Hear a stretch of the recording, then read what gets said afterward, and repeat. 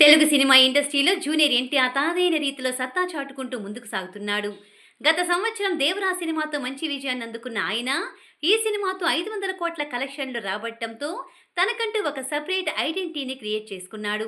మరి ఏది ఏమైనా కూడా ఈ సినిమా ఇచ్చిన సక్సెస్తో ఆయనకంటూ ఒక గొప్ప గుర్తింపును సంపాదించుకోవడమే కాకుండా ఇక మీద చేయబోయే సినిమాల విషయంలో కూడా చాలా జాగ్రత్తలు తీసుకోవాల్సిన అవసరమైతే ఉందనే ఐడెంటిటీని ఏర్పాటు చేసుకున్నాడు. ప్రస్తుతం ప్రశాంత్ నీల్ దర్శకత్వంలో చేస్తున్న సినిమాతో భారీ విజయాన్ని అందుకోవాలనే లక్ష్యంతో బరిలోకి దిగుతున్నాడు ఎన్టీఆర్. ఇప్పటికే ఈ సినిమా కోసం భారీగా స్లిమ్గా మారిన ఆయన మరి ఈ సినిమాతో ఎలాంటి పెను ప్రపంచాన్ని సృష్టిస్తాడనేది కూడా తెలియాల్సి ఉంది. ఇక ఈ సినిమా తర్వాత తను చేయబోయే సినిమాలకు కూడా లైన్లో పెడుతున్నాడు. మరి దేవరా 2 సినిమా ఉంటుందా ఉండదా అంటూ గత కొన్ని రోజుల నుంచి కొన్ని వార్తలైతే బయటకొచ్చాయి.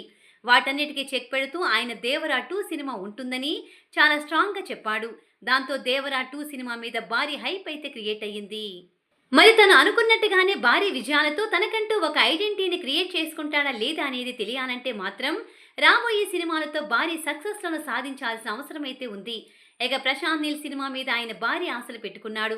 కాబట్టి ఈ సినిమాతో ఆయన తనకంటూ ఒక పెను ప్రపంచాన్ని సృష్టిస్తాడా లేదా అనేది తెలియాల్సి ఉంది. All the best Tarak.